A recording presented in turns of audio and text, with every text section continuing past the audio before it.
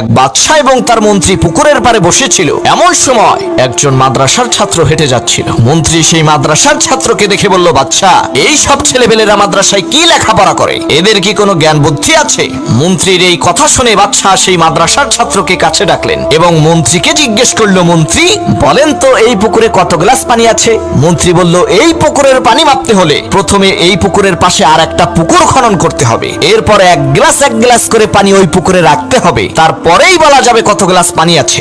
বাদশা এবার মাদ্রাসার ছাত্রটিকে জিজ্ঞেস করলো, বাবা তুমি বলো তো এই পুকুরে কত গ্লাস পানি আছে? মাদ্রাসার ছাত্রটি বলল, মহামান্বিত বাদশা, আপনি তো বলেননি গ্লাসটি কত বড়। যদি গ্লাসটি পুকুরের সমান হয় তাহলে পুকুরে এক গ্লাস পানি আছে, আর যদি পুকুরের অর্ধেক হয় তাহলে 2 গ্লাস পানি আছে। ছেলেটির এই কথা শুনে মন্ত্রী অবাক হয়ে বলল, সর্বনাশ, এই ছেলে তো আমার চাই।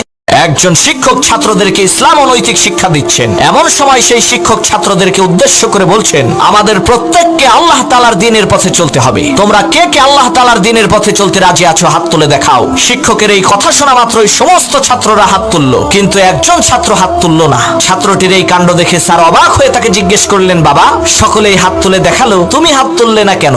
তুমি কি দ্বীনের পথে চলতে চাও না? তখন সেই ছাত্রটি বলল, স্যার আমাকে ক্ষমা করবেন, আমার মা বলেছে ক্লাস শেষ করে এদিকে ওদিকে না যেয়ে সোজা বাড়ির পথে চলতে। এই কারণে আপনাদের সাথে আমি দ্বীনের পথে চলতে পারবো না। বাড়ির পথ ছাড়া অন্য কোনো পথে চললে আমার আম্মু বকা দেবে।